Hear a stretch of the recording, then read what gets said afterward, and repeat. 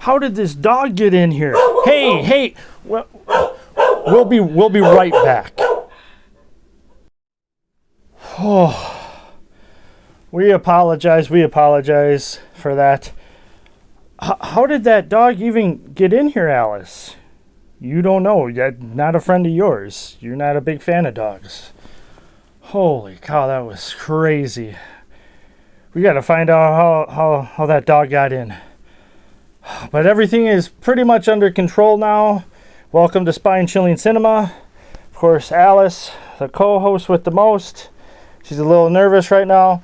And your host, Oliver, the Caretaker Collins. And Bubbles ran off for obvious reasons when they saw the dog. Yes. Whew. Oh, now. But we'll find out, Alice, okay? But the show must go on, as they say. But yes, we do still have a show to get through, Alice, and a feature film from 1933, The Kennel Murder Case. No, Alice, it wasn't a setup because of it's a kennel and a dog. You don't believe me. Okay. Oh, boy. Alice is a little mad. So, but this one is directed by Michael Curtiz, and you might have heard that name before because 5 Academy Awards he has won. Yes, indeed. And 2 of those one was from the movie Casablanca, and the other one was from Yankee Doodle Dandy. So, obviously, we're dealing with a great director, so hopefully that means the movie is great or at least good. Alice has nothing to say. She needs to find Bubbles. I understand. So, all right, Alice. With that, we need to get things a little bit back together. So let us get to the film, and we will be back later, and hopefully Bubbles will be here as well. So without further ado, let's get to tonight's feature from 1933, The Kennel Murder Case.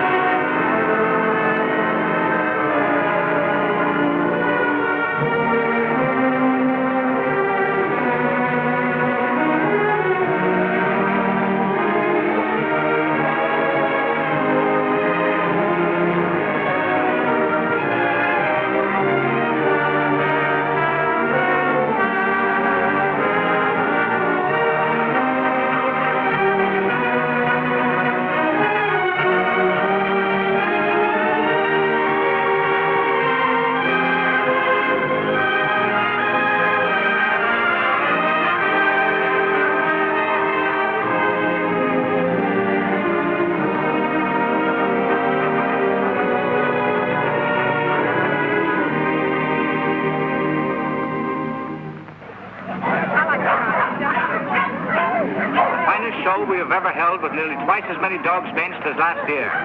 Refreshments are being served at the marquee at the west end of the grounds. Griffons ready in ring number 2. Next event, number 729. Tallies bred by exhibitors. Have your dogs ready. Quiet, please, during the judging. Attention, please. Judging in ring 1. Event number 728. Scottish Terriers, American bred dogs. Great Danes in ring number 2. Great Scots in ring number 1. This is number 292, Captain McCavish, shown by the owner, the well-known fancier, Mr. Philo Vance, whose kennel comprises some of the finest campaigners in America. That's fine, Mr. Archer. Smile, please. Up to your right. That's great. Sorry, boys, but these are not trophies. Hold it.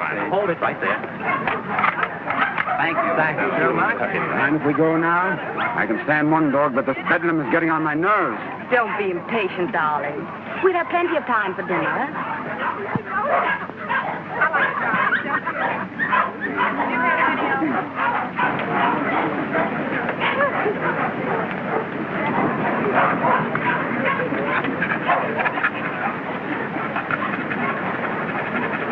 Hold it, 2.5. So. Event number 728. The blue ribbon won by Gillespie of Heatherstone. Dundee Deviler is runner-up, and Midlothian Gentleman receives the special. Better luck next time, Mr. Vance. Don't be downhearted, Captain. You're still champion with me. Maybe we'll have better luck in Italy, huh? Tough luck, Vance. I was hoping to have the pleasure of meeting you tomorrow. Oh, thank you very much, Mr. Coe. Perhaps you'll get stiffer competition from Sir Thomas MacDonald. Perhaps. We'll borrow Missy Morn for a second. But, Miss Lake, you know Mr. Hart, you don't want Eamon to bully his dog. Come along and protect him if you like.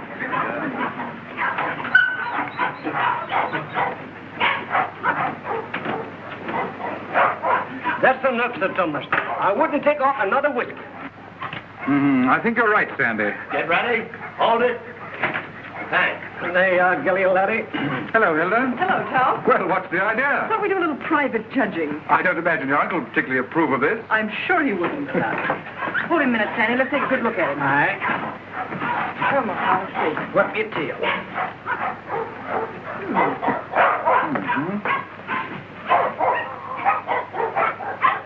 Well, what do you think? I think it's a pretty close thing. But I'm not worried. Hey, Sandy? I think you're better safe, sir. Here we are, sir. What the devil do you think you're doing, Hilda? Well, How do you do? How do you do, sir? I just wanted to prove that you're going to lose money to Tom when these two get into the ring tomorrow. And have you proved it to your satisfaction? So much so that I want you to loan me $1,000 to place on Gilly. Hilda. That's a cheek for you. Wants to bet against me with $1,000 of my own money. I wasn't asking you for your money. I merely want you to loan me some of mine. As long as I control the purse strings, you're not going to do any betting against me. You'll be grateful that I've saved a few thousand of your fortune someday. But don't raise your hopes too high, Hilda. Bring that dog out here. I shouldn't let him worry you, my dear. You knew how I hate him, Tom. Things he's done to me. I despise him. Darling. Now, let's see. Where did I put that? Ah, there it is. Unsolved murders. You know, I almost forgot it. I wouldn't have been able to sleep a wink tonight, wondering who murdered who and why. How any intelligent man can read that drivel is beyond me, Brisbane. What time does that Chicago train go? 5 o'clock. Well, it's 4:15. Oh, you've got plenty of time. Yes, I know, but I want to get out of here before Archer gets home. Good afternoon, sir. Afternoon. Is my brother at home? Yes, sir. He's upstairs. Tell him I want to see him. Yes, sir. Your taxi's waiting, sir. All right, there's the bag. Did you get those reservations? Yes, sir. And Mr. Archer told me to tell you he wants to see you, sir. Oh, he did, eh? You tell him I don't want to see him. Tell him I said so. In those words, sir? Exactly. Unless you can think of something stronger. Yes, sir. Of course, it's none of my business, Brisbane. But I wouldn't talk that way in front of Gamble. I don't trust him. I just couldn't resist it. I'd like to see the look on Archer's face when he tells him. I wouldn't. How the deuce can you stand it here? Why, there wouldn't be enough money in the world to compensate me for being Archer Coe's secretary. Oh, he's not as bad as all that. Hey, you better be getting along. There's such a thing as carrying loyalty too far. Don't forget, I overheard a few of his choice remarks to you when you dared suggest that you were in love with Hilda and wanted to marry her. I'm afraid you're taking Archer a little too seriously, old man. Did you deliver my message? I thought it best to wait till you were safely away, sir. Do you mind dropping me off? I have an engagement with Hilda for dinner. Come ahead. Come ahead. All aboard! Albany Express!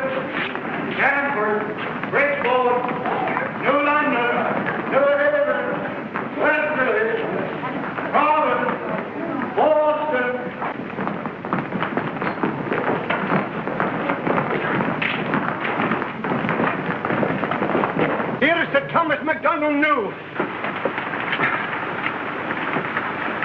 What's the matter, Sandy? Something terrible's happened, sir. Gilly's gone. What? And I cannot find him.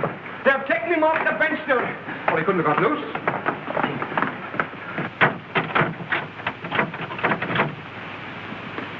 He didn't break that lock himself either.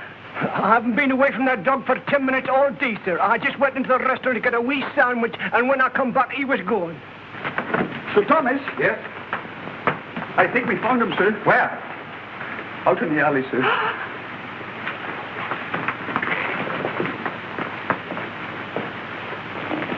This way, sir. Billy. He's dead. Oh. I'll kill the man who did this.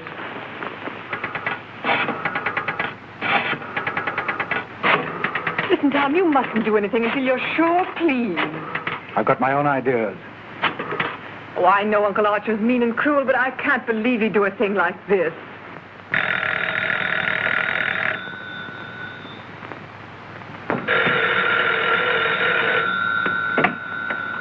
Hello? I'm sorry, but Mr. Archer Coe isn't here. Your dog dead? Well, I'm terribly sorry. I'll try to locate him at once.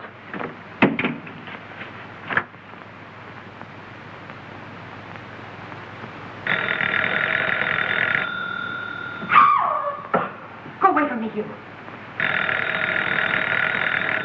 Get out of here. Get out. I suspected it when I saw you together this afternoon. You're nothing but a two-timing... Get out of my apartment. Get out. From now on, it is your apartment. All yours. I'm getting out for good.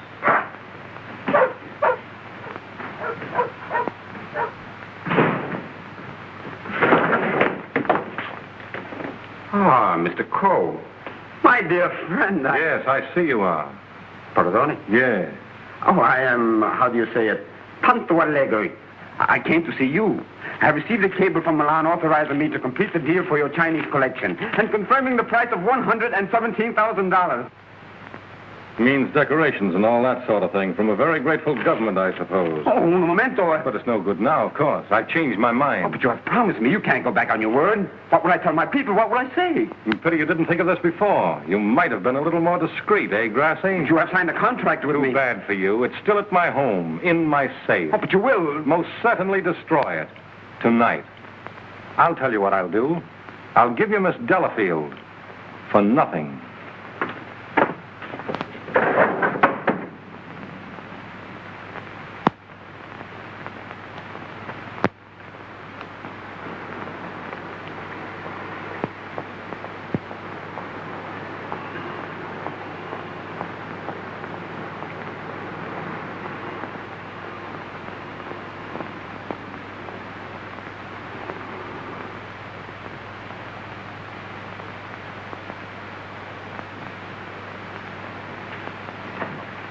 Hey, Liang.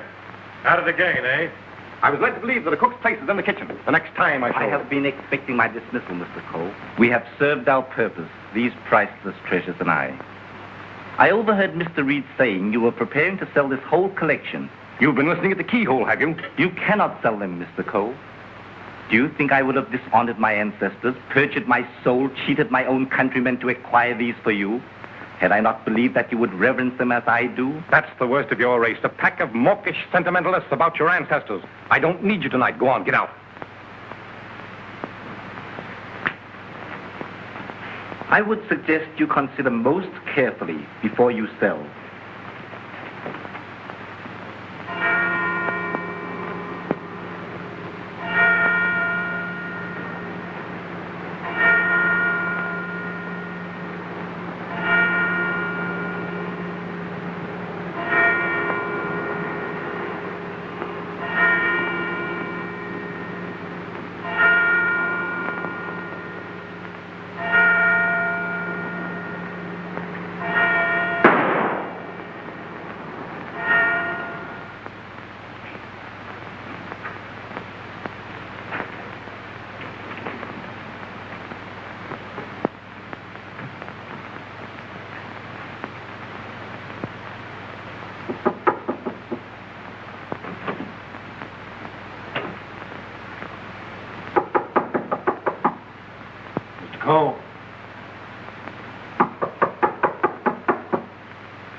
Mr. Coe.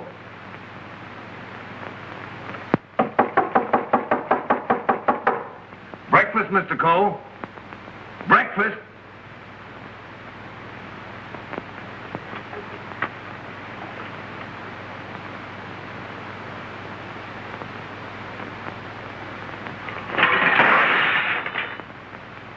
Mr. Reed! Mr. Reed! Mr. Reed! What is it, Gamble? Mr. Coe, Mr. Archer Coe has killed himself. Killed himself? When? How? He's sitting in there like, and the door's bolted. You're positive? Yes, sir, in his bedroom. Phone the police. Yes, sir.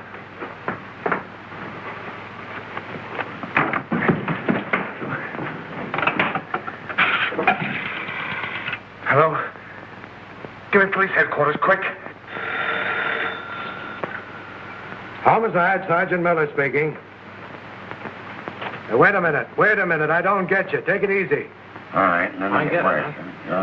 Suicide. Suicide? Wait a minute. You're not going to run out on this hand. Yep. Who? Archer Coe, 98 East 71st Street. Okay, I got you. Is that it, Sergeant? Yeah. Well, goodbye, Ernest. Sergeant, he's to you, Cub. Kick in with that 6 bits. Oh, relax, will you? This is your case, Sergeant. You better get the boys out. 98 71st Street? That's right. All right. Come on, Snick. Tell Dr. Amos to hurry right out to 98 East 71st Street. Did you say east, Sergeant? East, yes. I got it. Daily Mail? Give me a city desk. Calling car 18, car 18. Oh, times? Charlie Adler. 98 East 71st Street. Last night, Archer Coe committed suicide. Proceed immediately and call your station for instructions.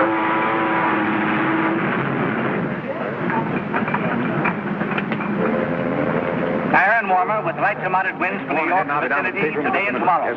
And now for the latest news flashes. Archer Coe, the well-known sportsman and collector, committed suicide last night at his home, 98 East 71st Street.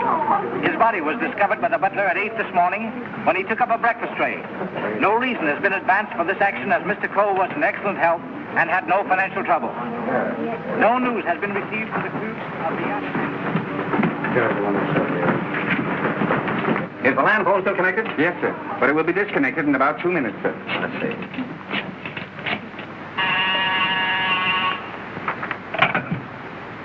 Hello? Hello, Markham? Hello, Vance. I thought you were on your way to Italy. I am. Well, I say, Markham, I just heard about Archer Coe. Yes. Too bad he had to bump himself off like that. That's why I called you. Are you sure that he did bump himself off? Well, his butler tells us he's sitting in a locked room with a revolver in his hand and a bullet in his head. I don't know what else you'd call him. I don't want to butt into your affairs, but aren't you a bit hasty in jumping to that conclusion? Hasty? Why? Well, if you knew Archer Coe, you would know that suicide is almost a psychological impossibility for him. Psychological bosh. A 2 and 2 make 4, don't they? But how do you know you have 2 and 2? Just let me point out to you. Oh, point out the Statue of Liberty. Say, Vance. Hello? Hello? The land phone has been disconnected, sir. Oh.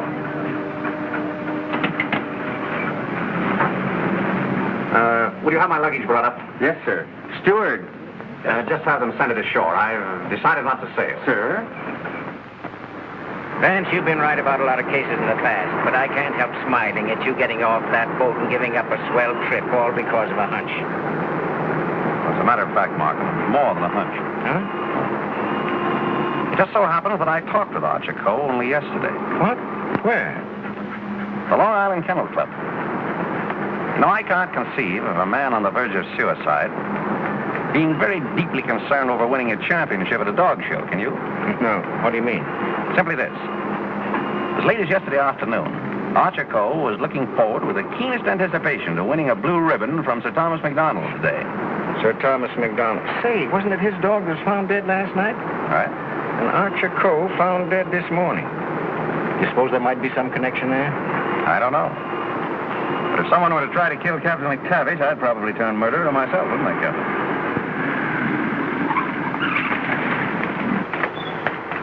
Hello, Mr. Markham. I got your message to hold everything up. What's the idea? Hello, Mr. Van. Good morning, Sergeant. Well, it's been a long time. Several years. I might have known it would be you. The world's champion troubleshooter. Come on, boys. Come inside. Well, Chief, this is another just open and shut case. Mr. Reed, the secretary. This is Gamble, the butler. Yes, sir. Mr. Markham, the district attorney. How do you do, sir? And Mr. Vance. How do you do? How do you do? Everything just as it was? Well, they said they haven't touched anything. We thought it best to leave everything intact, sir. Good. Where's the room? Upstairs. This way, please.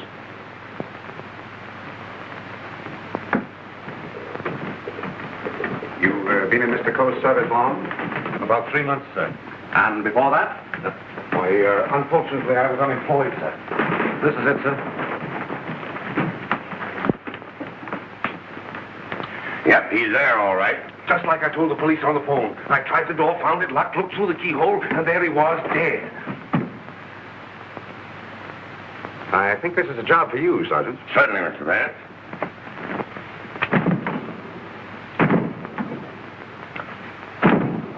Well, Hennessy, what are you standing there for, your health? This takes beef. All right.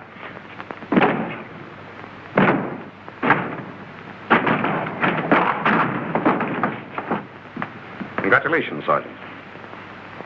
What is this, a bedroom or a museum? More junk here than a Chinese josh house.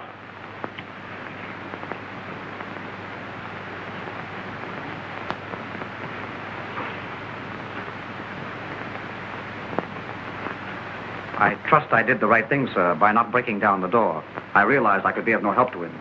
Oh, he's been quite dead for hours. Bumped himself off, that's plain enough.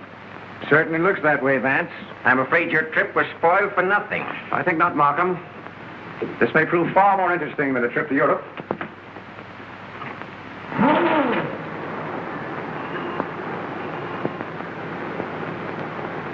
You carry a gun?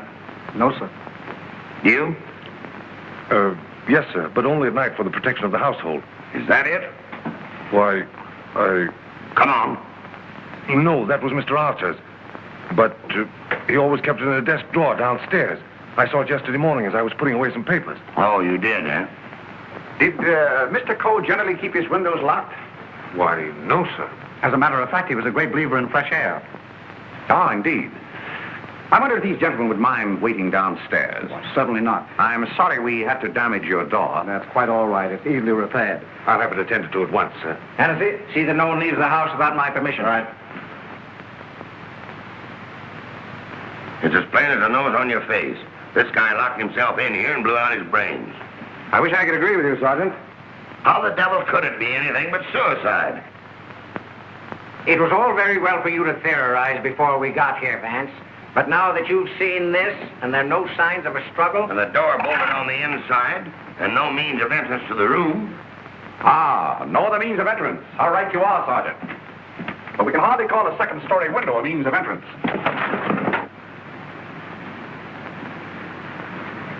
And nothing here that even a human fly could crawl up. So why should Archer Coe lock his windows? Particularly if he was a fresh air enthusiast. I'm afraid your reasoning is not altogether convincing. Well, perhaps so, but doesn't it strike you as rather odd that a man should suddenly decide to commit suicide while changing from his street clothes to pajamas? Well, why not? A man debating suicide might get partially undressed and walk up and down for hours trying to make up his mind. Yes, he might walk up and down for hours, but not with one shoe half off. No, Markham. Something stopped him as he was removing that shoe. This was supposed to suggest suicide, but someone miscalculated.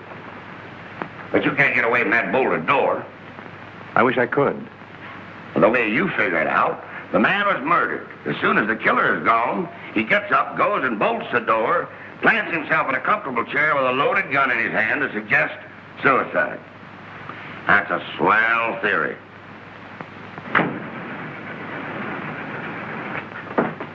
Hello, Gamble. What is this? What's happened? Something terrible has happened, Miss Lake. Hilda. What is it, Raymond? What is it? It's your Uncle Archer, Hilda. He killed himself last night.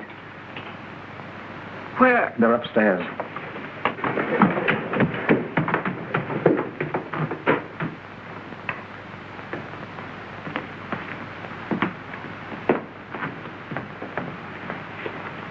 Hey, don't touch that body, miss.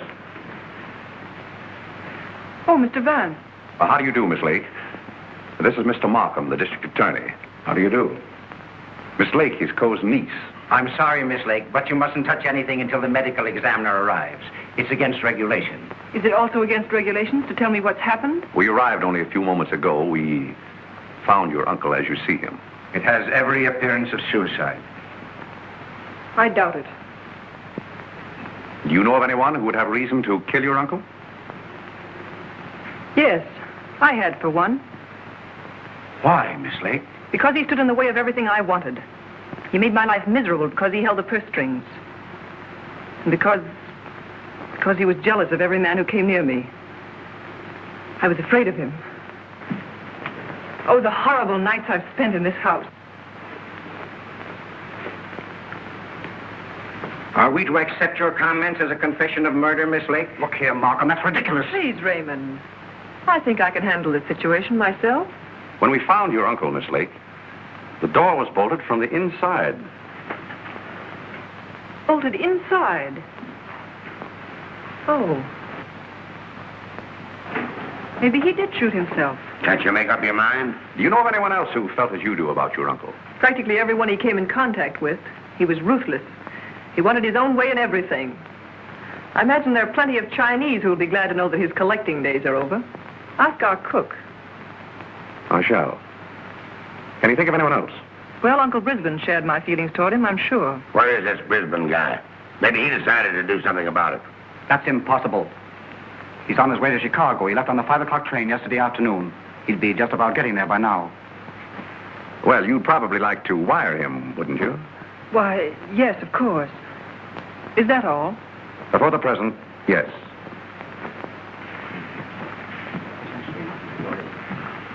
Suppose we check up on Upper Brisbane on that Chicago train. Won't take me but a minute.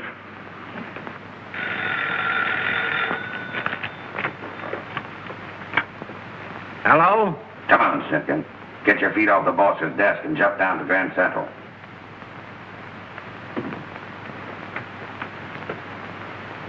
All right, I get you.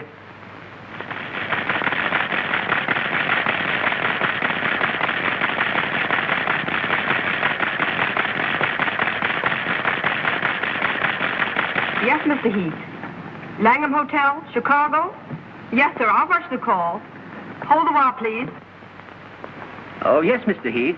We're expecting Mr. Brisbane Coe this morning. Oh, yes, he wired for a reservation last night. Thank you. Goodbye. Yep. He took the 5 o'clock train, all right. Good. You know, there's a few things I'd like to find out about this girl, Hilda Lake. Why are you always trying to check up on me? I'm not trying to check up on you, Hilda. I want to help you. Well, you know how I feel about you. You know that I love you. But lately you seem to have changed. Every time I want to speak to you about marriage, you evade me. What's on your mind? Oh, nothing. Raymond, I never said I'd marry you. But I thought that now that I could take you away from here. You might as well know now as later. When all this is cleared up, I'm going to marry Tom McDonald. Oh, try to understand, Raymond. I'm sorry. Oh, don't tell me. Come on, don't try to kid us. Quiet. Oh, suicide, my eye, with the DA himself and Vance on the job? Suicide, and that's that. Oh, come on, have a cigar. It's still suicide. Hey, wait a minute. Are you a reporter? No, I'm Sir Thomas McDonald. I'd like to talk to the officer in charge here. Oh, come on inside. Tom! Why didn't you stay away from here? And leave you to face this thing alone? But you promised me last night you wouldn't come here. Won't you go, please? I can bluff it through. I don't want the police asking you questions. I know all the answers. Oh, but please go for my sake. Let's forget about it, shall we? It's too late now in any case. The police are guarding every entrance. Wait a moment. You can cross through that yard and get to your apartment. No one will see you. Take the first boat to England. I'll join you as soon as I can. Watch out for those newspaper men, Sir Thomas. They're even deadlier than the police. I had no intention of leaving. Ah, good. Oh, by the way, I was sorry to hear about the death of your dog last night. Oh, thanks. You didn't by any chance discuss it with Archer Coe, did you? No. If I had, I might have killed him. Well, did you? That's your problem. I want to see. Any news, Doctor? How about a statement now? Give me a chance. Oh, wait a minute. I'm a doctor, not a magician. Almost full and funny. Go on now, scram. All right, now let's Wait a minute. Trying to get in here. Hello, Doc. Hello, Kelsey. Where have you been? Haven't seen you for a long time. Working hard. What kept you so long? Did you walk all the way? You always pick on me at mealtime. I was in the middle of cakes and sausage. What have you got? Just plain suicide. This guy locked himself in the room, bumped himself off. Suicide. Then why didn't you let me finish my breakfast? Hello, Doc. Hello, Markham. All you need is an order to remove the body. You told me that over the phone. I would have sent my assistant. Mr. Markham told me to phone you personally. Don't crab at me about it. I'll give you the approximate hour of the death, if you want it. That's big-hearted of you, Doc. And the routine autopsy, we can do tomorrow, as it's just a case of suicide. Why do you jump to that conclusion, Doctor? I know a dead man when I see one. Besides, the door was bolted. I know, the door was bolted from the inside. But what about the body? Hadn't you better have a look at it? I was going to. I'm a doctor, not a detective. This man is dead with a bullet hole in his right temple. He's holding a gun in his right hand. Just the kind of wound that might have been self-inflicted. The position is natural, and the door was locked on the inside. Well, let me see. That's strange. Did you find something to disturb you, Doctor? Plenty. There's blood in his mouth. And he's got a skull fracture from some club-like instrument. Now, what about the bullet wound in his temple? There's no blood there. That's so. Gentlemen, when that bullet entered this man's head, he had been dead for hours. Can you place the time of his death? I'd say from 8 to 12 hours ago. Would you say that the revolver was placed in his hand before rigor mortis set in? Yes. Did he die from the effects of the blow on the head? No. Probably rendered him unconscious for a while, but that wouldn't have killed him. Not powerful enough. The blow didn't kill him, the bullet didn't kill him, and yet he's dead. Suppose we try to find out just what did kill him. Glad you thought of that, Mr. Vance. It's not a bad idea. Perhaps I'd better take another look. All right, boys. Let's pick up these clues before they get mussed up here. Hey, just a minute, Doc, please. Ready? Give me a hand, Sergeant. Help me lift the body over to bed. Where do you want to put it? All right, boys. Let's get this body over on the bed.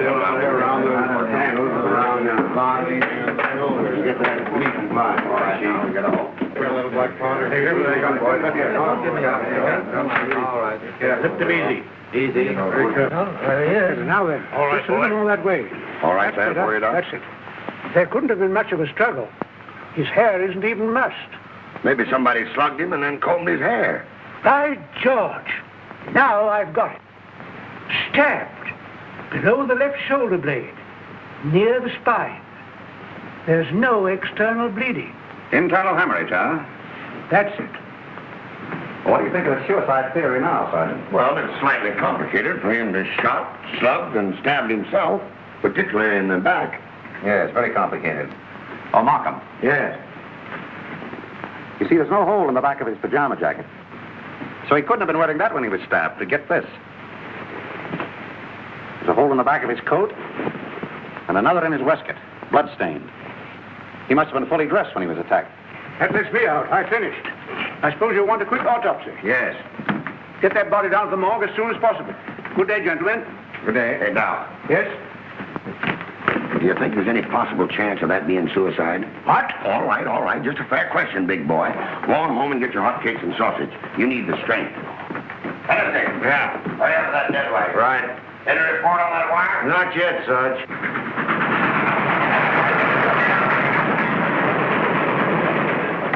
Send a wire to this guy Markham, 98 East 71st Street, New York City, and tell him, Brisbane Coe not aboard this train. Wallace, conductor, train number 7. Sit down.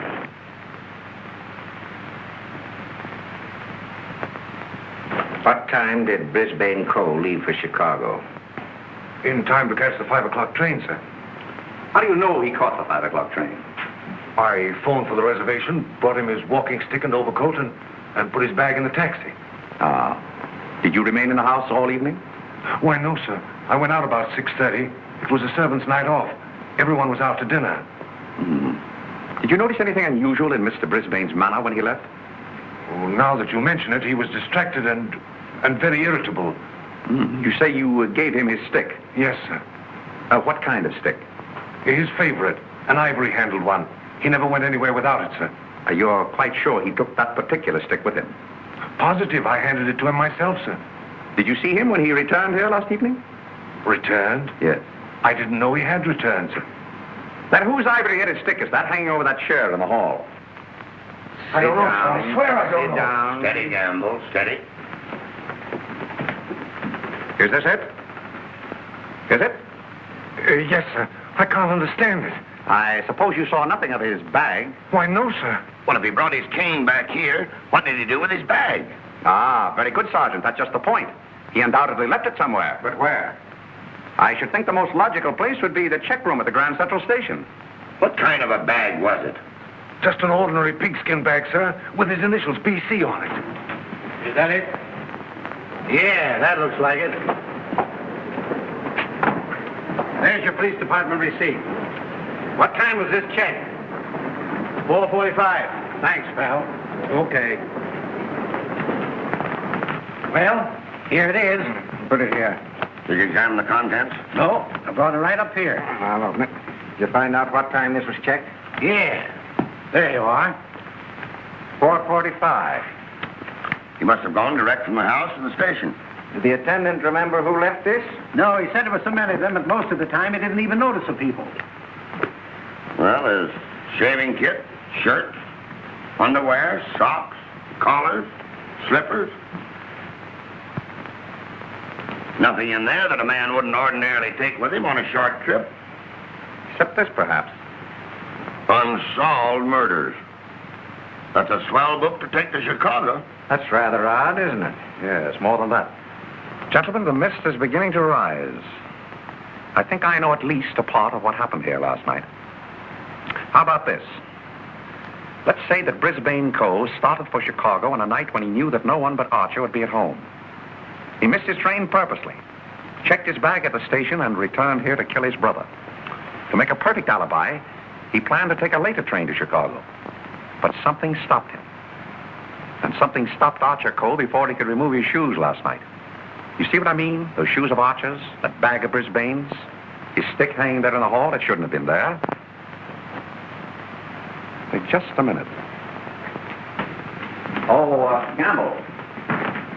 Where did Mr. Brisbane usually put his hat and overcoat when he came in? He always hung them in the closet, sir. Which closet? This one.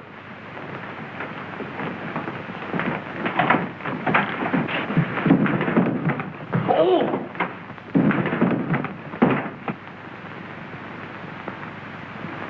Mr. Brisbane. Well, Mr. Vance, where are we now? I should say somewhere in the middle of the Gobi Desert. Welcome back, and things are a little bit more chill now. Bubbles is back, and from what I gather, that dog is off the premise, and the show is now back to normal. True, Alice, the show is, we're not normal. Yes, this is true. But I'm glad Bubbles is back. And things are back to normal. As normal as they can. But this film, Alice, I know you're kind of wasn't focusing too much on the film, and I understand you were trying to find Bubbles. But this film so far is really, really good. I am pleasantly surprised for a film from 1933 that it's this good. Now, mind you, the director probably has a lot to do with that as well. I really like how they changed scenes. Like, you could tell they really cared about that. You know, and it was very, very neat how they did that. You did see that and you liked that as well. Okay, Alice. Cool, cool. Oh, boy, here we go. Alice does not like the actor, the detective, that has the annoying voice. Well, I think I know who you're talking about, and that would be Eugene Pallette. Oh boy. Alice says she would like to pick up a pallet and throw it at him. I would like to see that, Alice. No, I don't want to see a person get hit by a pallet, but I'd like to see you try doing that. Oh, you're stronger than you think. Caretaker. Oh boy. Anyways. Okay. Oh boy. But speaking of Eugene Pallette, he was in The Adventures of Robin Hood from 1938, and he was also a co-star in one of my favorite films, Mr. Smith Goes to Washington. Yes, Alice, that stars the guy from It's a Wonderful Life, Jimmy Stewart, yes. You never seen that one. You only thought he had that one movie. Okay, Alice, we have a movie watch time that we have to do. Is Bela Lugosi in it? No. Oh boy, here we go. Oh man.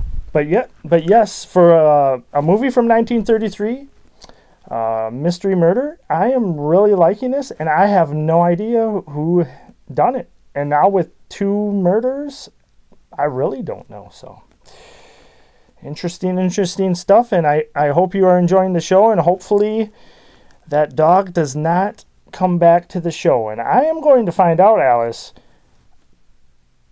whose friend that is, and, you know, a way to never have that happen again, because that was scary. Yes. Not as scary as watching a marathon of Boris Karloff films. Oh boy, Alice doesn't like Boris Karloff. But anyways, we're rambling, Alice. No, you are, Caretaker. Okay, without further ado, let us get to the second half of this so far excellent mystery murder film from 1933. The Kennel Murder Case.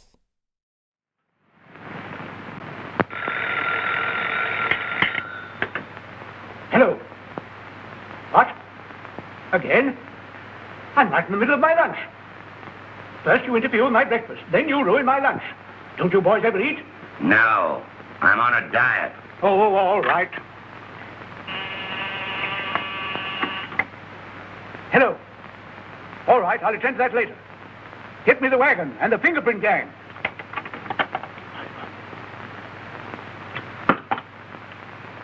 Just a minute, fellas. One side, please. Just a moment, please. Ready? That's all. All right, go ahead. Here. He's been dead for hours. And me thinking all the time he was playing possum.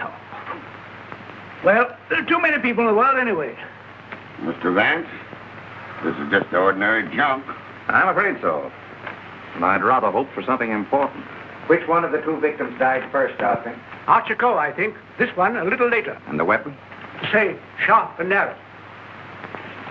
Second, tag and lift these. I think I better fingerprint everything inside and outside here. Right, Captain. Hennessy. Yes.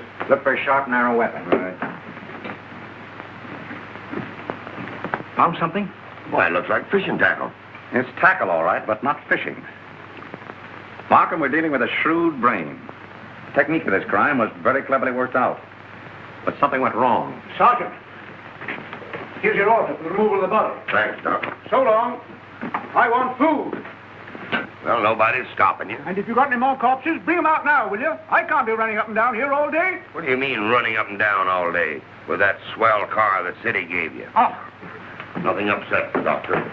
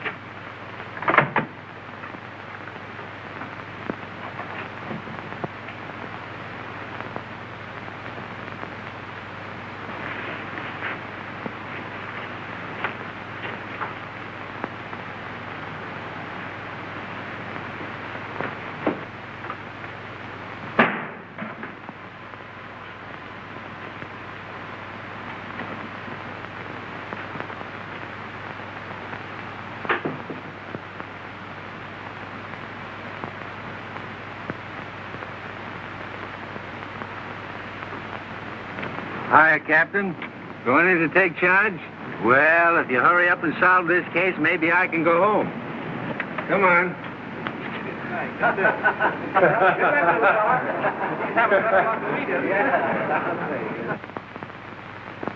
I can handle everything if I don't get too much interference. Oh, Markham. Yeah? You're just in time for a demonstration. I think I can show you how Brisbane Coe used this fishing tackle. He started for Chicago merely to provide an alibi. He had other plans in this room. Watch this. Notice the bent pin which is hooked on the bolt handle? This is attached to the string I am now pulling through the keyhole. If you follow the string, you will see that it passes around a pin in the wall. This acts as a pulley, and is also attached to a string passing through the keyhole. You see, the bolt is now being forced into its socket. Upon my word. I now pull the first string through the keyhole, and then the second string. And with it comes the pin, leaving no evidence. Now let me in. It worked? Yes, it worked. Well, that explains that then. Very clever. It could have been done that way, but if Brisbane killed Archer Coe, who killed Brisbane and hung him in the closet? Why did he do it? That's what we want to find out, isn't it? Exactly. Yeah. Gentlemen, two persons planned the murder of Archer Coe. Two? What? But their paths crossed. Brisbane was one of them. The other? I've got it. The Chinese cook. They're full of those tricks. Now get this. Dr. Doremus said that Coe was struck over the head with a blunt instrument. This poker would answer that description, wouldn't it? Yes, and that certainly looks like dried blood. It certainly does. But what about those short, coarse hairs? They don't look like Coe's. No. Well, Mr. Vance, why didn't you find that when you looked in there this morning? It wasn't in there this morning. Besides, it doesn't belong in this room. It belongs downstairs in the library.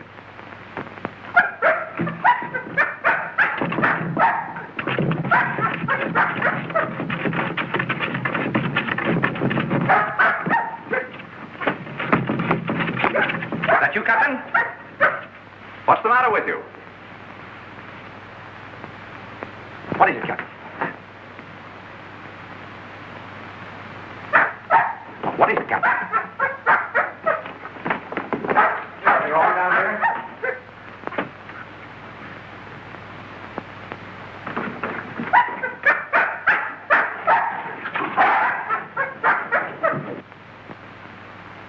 Oh, good boy, Captain. This dog's been struck a nasty blow. That explains the coarse hairs on the poker. Whose dog is this? I don't know. I mean, I've often seen it in the vacant lots, sir. Just tell the truth, Campbell. Yes. Why don't you? It belongs to the lady next door, sir. Hennessy, get that fellow to a vet as fast as you can, will you? Yes, sir.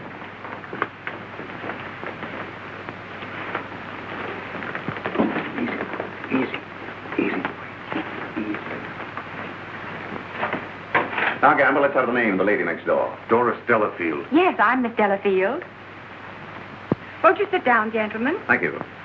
I'm sorry I didn't win you a trophy at the dog show. You're quite a fancier, aren't you? Yes, somewhat. I'm interested in one of your dogs, the Doberman.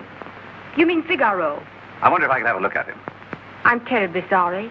You know, he slipped his leash last night and ran away. I've notified the police. My maid's been scouring the neighborhood trying to find him.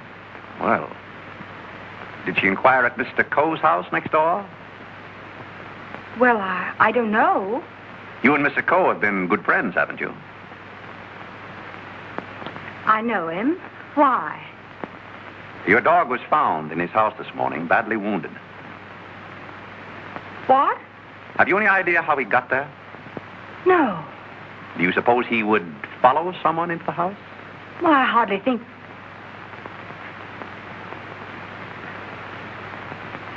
Now, what are you driving at? Mr. Archer Coe and his brother were murdered last night. Murdered? I was afraid that... Just a moment. Hello. Is that Miss Doris Delafield's apartment? Would you please tell Miss Delafield that we couldn't get the reservations for her and Mr. Grassi on A deck, and ask her if B deck would be satisfactory? Miss Delafield will not be sailing. You can cancel a reservation for them both. Both? Do you mind telling me whom the other reservation was for? I refuse to answer that question. Would it be Mr. Grossi? But I am Mr. Grossi. And if I didn't cancel those reservations, who did? What? Miss Delafield. Oh, no, she didn't. No, really, there's been a mistake. As soon as I can find out about this, I'll call you back.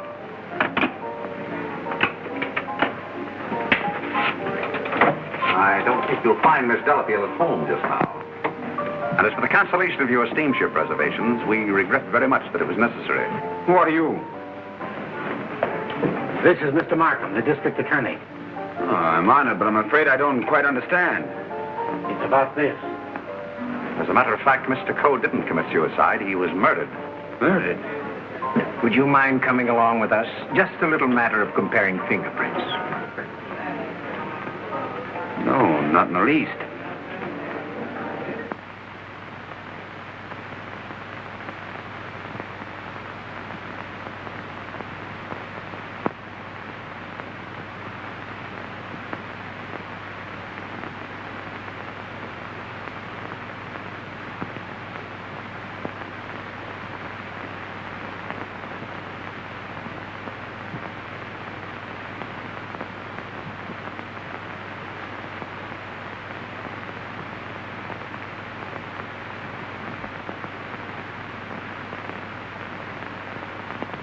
I think that's all. Found anything yet? The one taken from the doorknob is too blurred for identification, but this one is very clear. It appears to be that of Liang, the Chinese cook.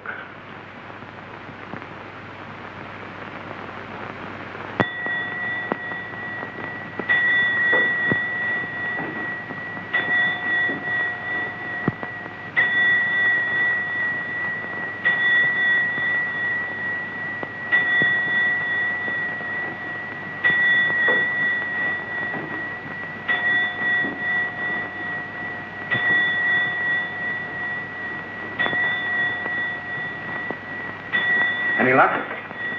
No, not yet. Well, it must be here somewhere. I'm positive that the dagger that killed the Coes belongs in that sheath. Fired by...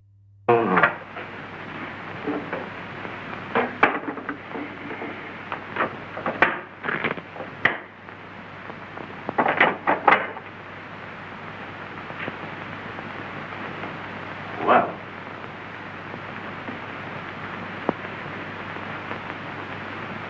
That's strange. What is? The King Ya vase is missing. It's the most valuable in the whole collection. That's all that's left of it. If I'm not mistaken, that's blood. Blood? Markham, I'm coming more and more to the belief that Archer Coe was killed in this room. That poker, this dagger, fragments, all here. But, Vance, do you mean to tell me that the dead man walked upstairs? I'm not trying to tell you anything but the facts. It's the most remarkable case in my experience.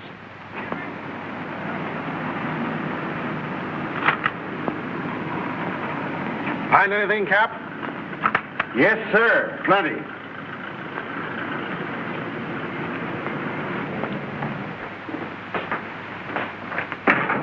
Mr. Reed. Oh, yes, Mr. Vance. Would you step in for a moment, please? Why, certainly. Smoke? No, thanks. Did you notice that the Ting Yao was missing? Missing? Why, it was here yesterday evening. At what time? At about 6:30 or 7 o'clock. I came back to talk to Mr. Coe. About what? Well, as a matter of fact, I wanted to quit my job as his secretary. Oh, you'd been having some difficulties with him? It was rather a personal matter. I wanted his permission to marry Miss Lake. What did he say to that? He ordered me out. You went? Yes. Where? I went to find Miss Lake. I thought she was at the Kennel Club, but I had a puncture, so it was rather late when I got there. She'd already left with Sir Thomas MacDonald. Then I came home and went directly to bed. Did you hear anything or see anything when you came into the house? No. But after I'd been in bed for a while, I heard some noises downstairs. I opened the door and looked down, but it was only Liang, the Chinese cook, coming in. Was he customarily noisy in entering the house? Oh, As a matter of fact, it's the first time I ever heard him come in. Indeed. Well, I think... Reed, thank you. Thank you. If there's anything I can do to help, let me know. Right. Good night. Good night. I think I'd check up on that Kennel Club alibi. I will. You might have those fragments checked for fingerprints, you will. Yes. Meanwhile, I'll do a little exploring in the kitchen.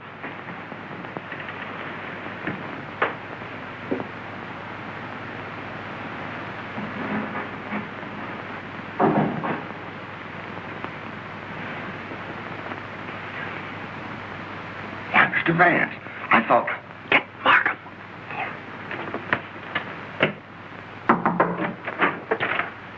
Mr. Liang, I believe.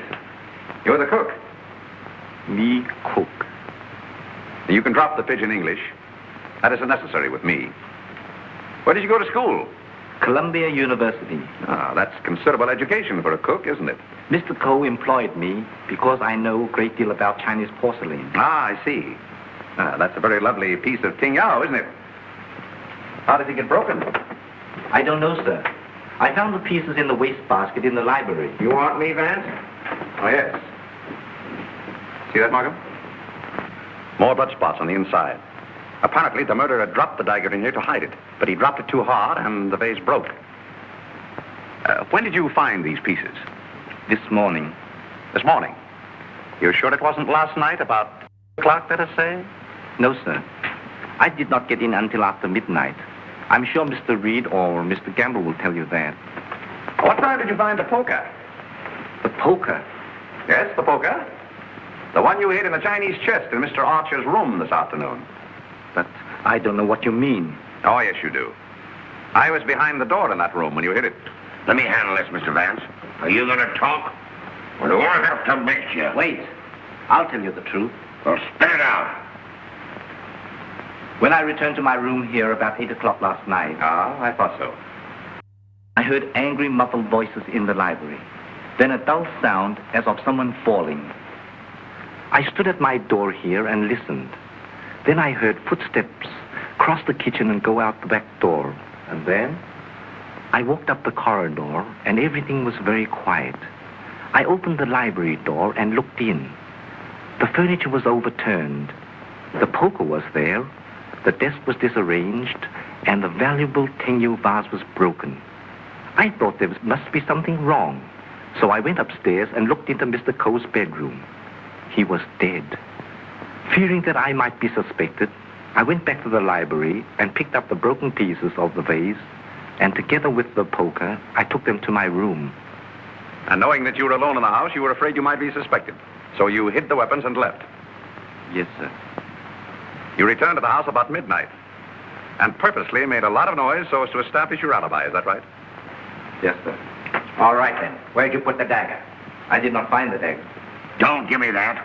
What did you do with it after you stuck it in Archer Coe's back? I've got it, Mr. Markham. Yes? What? Fingerprint on this broken fragment belongs to the Italian, Eduardo Grassi.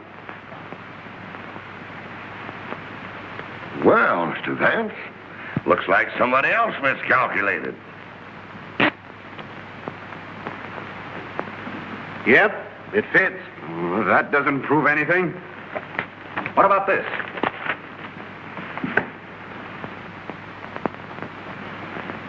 Where did you get it? It was in Archer Coe's pocket. What were you doing outside the drawing room window last night? I wanted to be sure that he was alone. Why? For weeks we had been negotiating for the sale of his collection to the museum at Milan. It meant everything to me. He kept raising the price, but on Monday we came to an understanding. And I cabled the museum that I had succeeded. And last night he turned me down because he saw me with Miss Delafield. Let me explain. Archer was extremely jealous of me. Well, you can't blame him for that. You went there to threaten him, didn't you? I had every right to do. I told him I would use any means to make him fulfill his contract. He laughed at me, said that he would smash every piece in his collection before he'd let me have it. So you picked up the poker and did a little smashing on your own account, eh? I did not. Let me have the fragment, will you? Thank you. You know how that was broken? Ting Yao vase? With blood stains on the inside and your fingerprint on the outside. I don't know. Sergeant, I think you better book him. Right. Thank you. Come on. Let's get out of that monkey suit. Let's get going. Come on. Don't worry, I'm not running away. You telling me?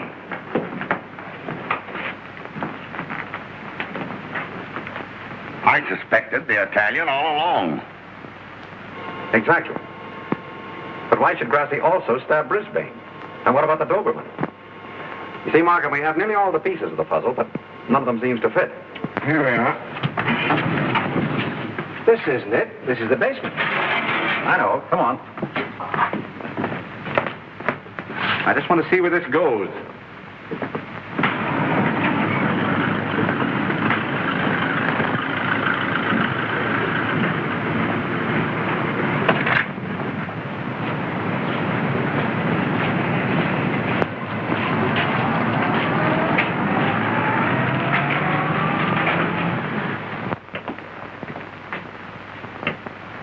Good evening, sir. Gamble? By the way, how long have you been using that name? All my life, sir. Dubard checked Gamble's fingerprints at the Identification Bureau, and who do you think he turns out to be? Not Gamble? No. Atlantic Eddie. He used to work the boats on both sides of the ocean. Honestly, Mr. Vance, I haven't turned a trick in 5 years. Oh, that's all right, Eddie. I just wanted to let you know that we're old pals. Sir, someone slipped in the back door and went into one of the front rooms.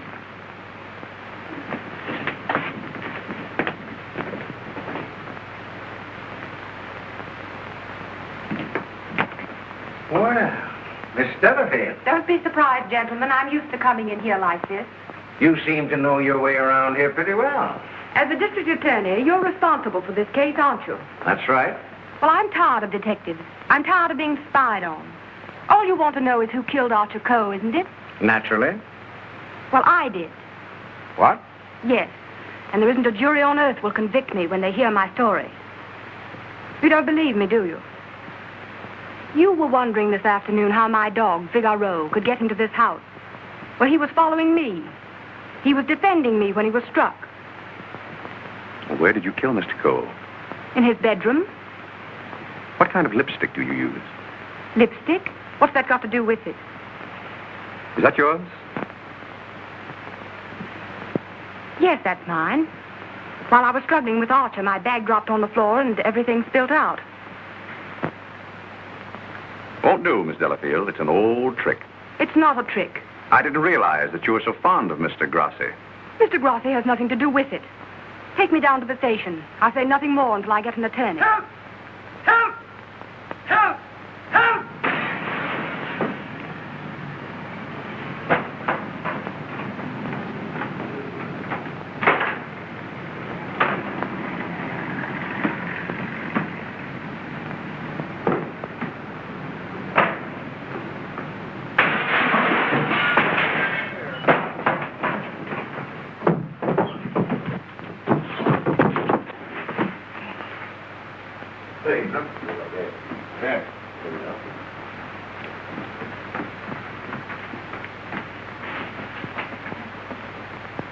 This guy's been stabbed, Hennessy.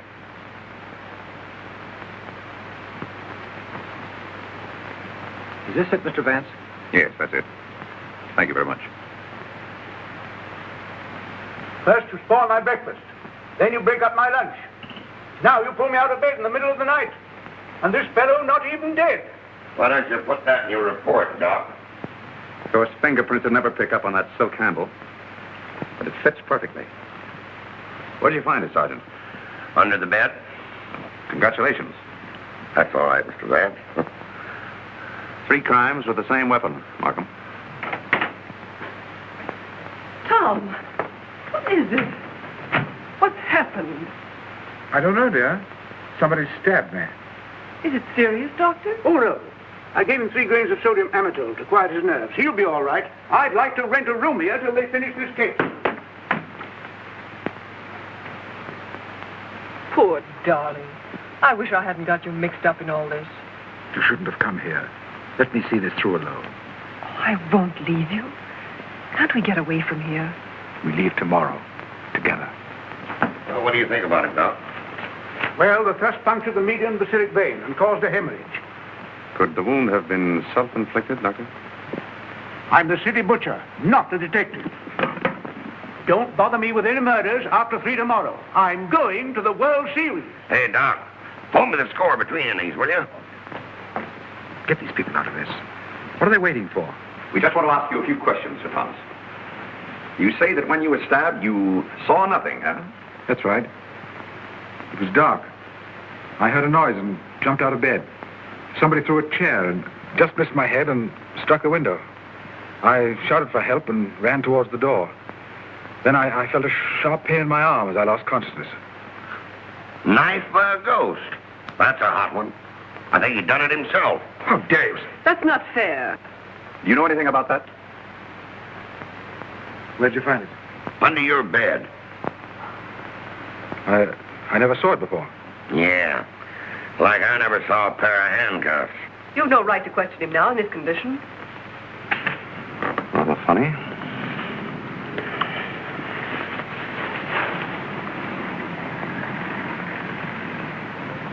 You see what I see in Archer Coe's room? I have a suspicion that whoever killed the Coes came from this house. Probably from this room.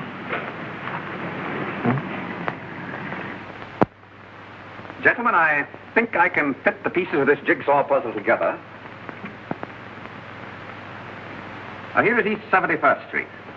This is the Coe house, the yard, and the apartment house next door. Now, let's have a look inside. This is a McDonald's apartment. Directly opposite is the window of Archer Coe's bedroom.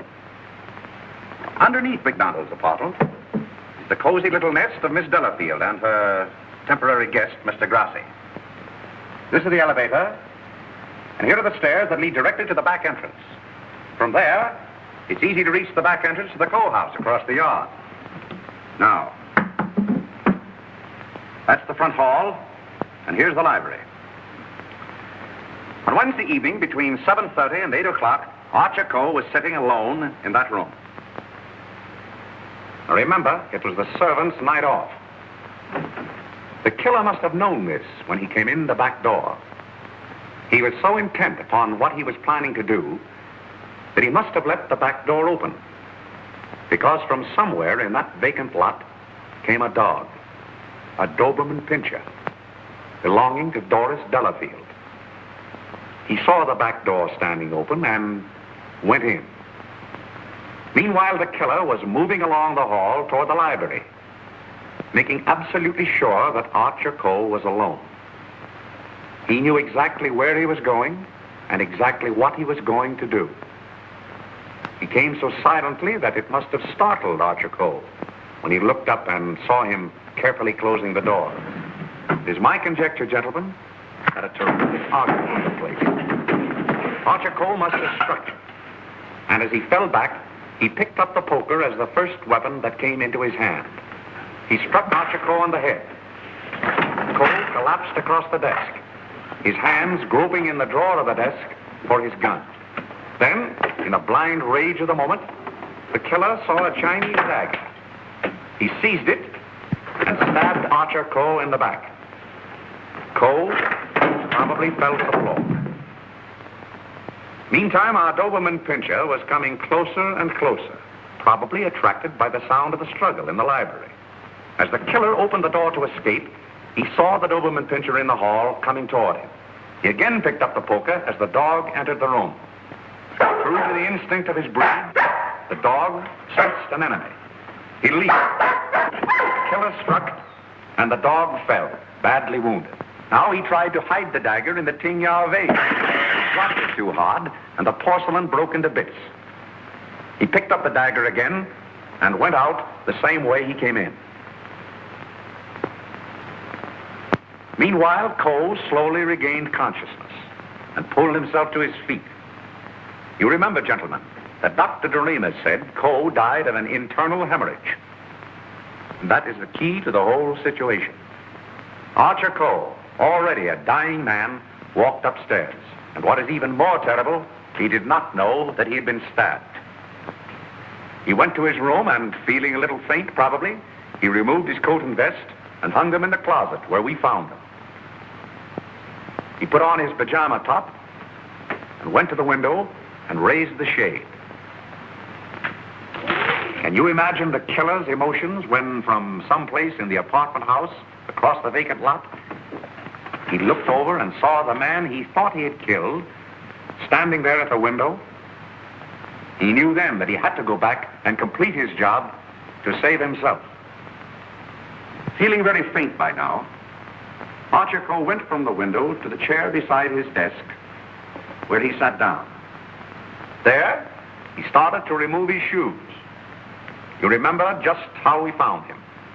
In the very act of removing them, before he could get one of them entirely off, he died. I don't think he ever knew what killed him. Now we come to the most awful part of the tragedy. Brisbane Coe came back to the house with a cleverly worked out plan for killing his brother. He also knew that it was the servants' night out and that he would not be disturbed. He went down the hall to the library, and from the drawer of the desk, he took Archer Coe's own revolver and put it into his pocket. Then, turning out the light on the desk, he went out of the room. He hung his stick over the chair in the hall and tiptoed up the stairs and into Archer Coe's room. He saw his brother sitting in his easy chair, apparently asleep. I can see him tiptoe across the room. And from somewhere just across the desk, he took out the revolver and with careful aim, he pulled the trigger. Meantime, the killer, believing that he had only wounded Archer Coe, came back by the same route to finish his job. Then Brisbane closed the window, lowered the shade, and returning to the body, he carefully placed the gun in Archer's hand, as though it had been suicide. Then he went to the door, and with the two pieces of string, the pins, and the darning needle, he was able to bolt the door on the inside, just as I showed you. A very clever device, gentlemen, which he had discovered in the book of Unsolved Murders, which we found in his suitcase. Then, gentlemen, Brisbane went on down the stairs, little knowing what awaited him there. The killer mistook Brisbane for Archer Coe and drove the dagger into Brisbane's back. Then, to hide the body, he dragged it into the closet. I doubt if he even discovered his mistake until the next day. That's great. But who did all that? Well, you can search me. I'm going screwy. You can include me in that, Sergeant. Haven't you got any ideas at all, Vance? Markham, it's a maze of conflicting clues. Any one of 7 people might have done it. But we couldn't convict 7 people, Mr. Vance. You couldn't convict 1 with the evidence you've got. Gentlemen, I'm afraid we're completely stopped. Licked. I hate to admit it, but it looks that way. Vance, in all the years we've worked together, I never heard you say that before. I know. I'm sorry, Markham. Well, what are we going to do about it? I don't know. Are you sure you checked up on all the alibis? Every one of them. And you've gone over the fingerprint situation with your boy? Yes, sir. Well, we've slipped up somewhere, Sergeant. But there must be something that we can get our teeth into.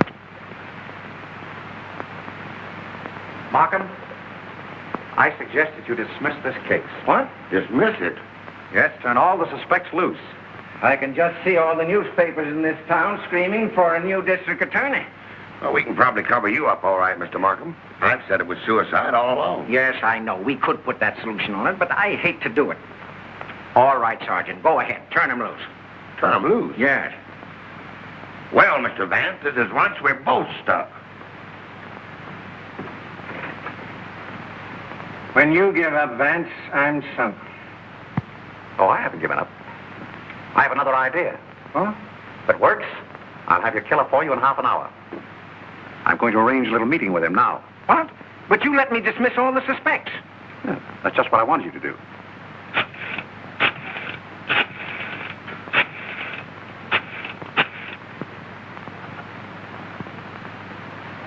Hello? This is Mr. Vance.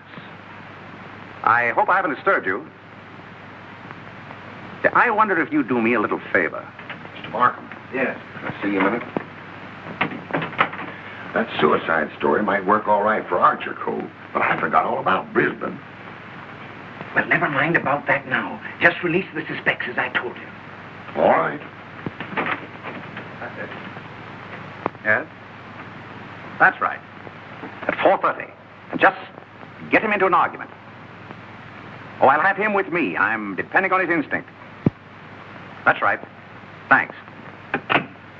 If we can catch him off his guard, I think he'll give himself away.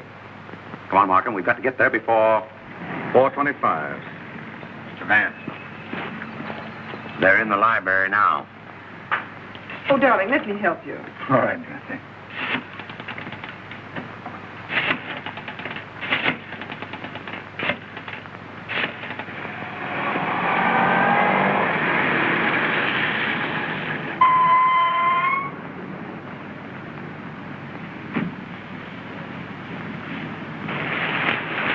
Well, it's the first time we've used bloodhounds in police work since I wore high-button shoes. And red flannel underwear? Oh, I always wear red flannel underwear. So do I. I want your bridal suite on the Coronia.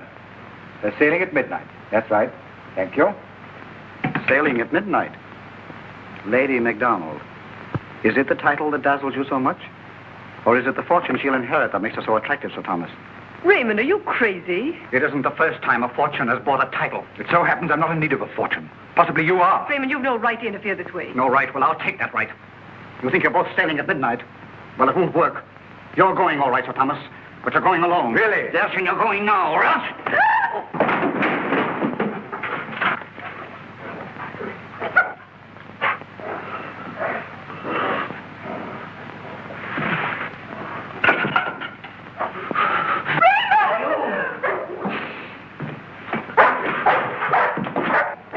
The poker again, huh?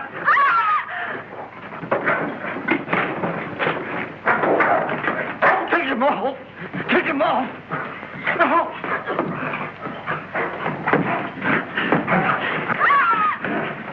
Take him off, will you? Will you take him off?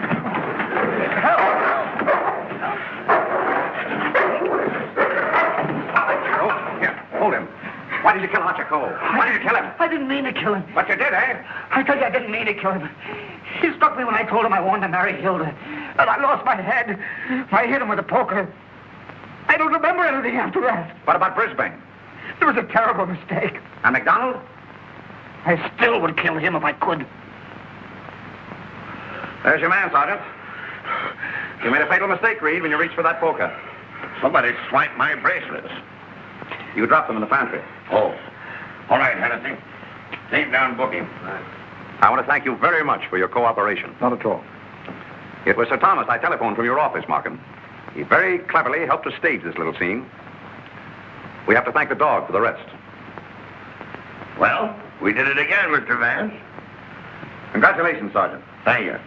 I'll certainly mention you in my story to the papers. Thank you. Oh, that's all right, Mr. Vance.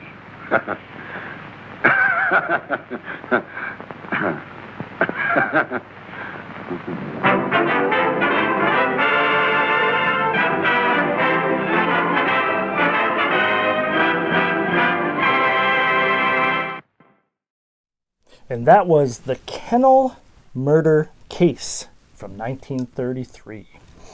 And now it's review and ranking time. Things are a little bit more chill here, Alice. Hopefully we have a review and ranking from you. You don't think you can? Oh boy. Alice says she, wasn't in the right frame of mind to really pay attention to the film too much, but from what she saw, she gives this at least a 7 or higher. She can't really give it a review and ranking. It wouldn't be fair to the film. I understand, Alice. I understand. Alice says, it's about time you understand me, Caretaker. Even when I try to be nice. Anyways. All right, review and ranking time for me. I really enjoyed, like I said before, the pans and the cuts and no real bad editing from what I could tell. You definitely can tell that this director, like I said, he won 5 Academy Awards, and I can see why. I can see why. Very, very, very great director. The actresses and actors all played a part. They all had a, maybe not prominent role, each of them, but a rememberable role for the most part. And the story of the whole thing, I totally didn't. I thought it was the cook. That's who I thought it was. Alice said the butler. Oh boy. Well, at least you still have some humor, even though I know you're in a kind of a mood. What kind of mood she's saying? What are you saying? Anyways, okay. So, ranking of this film. I am actually going to give this a 9 out of 10 shovels. Not a perfect film, and it's probably this is my personal ranking. The ending, that the murderer was just somebody that was pretty much jealous, that motive has been done before, especially in movies like this, and I kind of played out of that. But other than that small little thing, 9 out of 10. 9 out of 10. Indeed, indeed. And hopefully you enjoyed the film as well. And hopefully the beginning of the show with the dog interrupting didn't scare you away too much. I know it did for Bubbles, Alice, I know. I'm glad you're back, Bubbles. But we come to the end of the show. And if you enjoy Spine Chilling Cinema, you can go to our Facebook page. Show a little support by liking our page on Facebook. Just search Spine Chilling Cinema on Facebook, and you will see our page there. Yes, Alice, I know people are allowed to comment if they want, but basically Alice is the moderator. And if you've watched Spine Chilling Cinema enough, you know Alice doesn't take any you-know-what. So, beware if you try to comment on the page. So, oh boy. But we made it through tonight's show. I was kind of worried we were not going to. I was worried Bubbles would not be back, but Bubbles did come back. I'm grateful for that. And grateful for all of you in TV land and internet land that tune in to watch Spine Chilling Cinema as well. And we are at the end of the show. And as always, we cannot wait to see you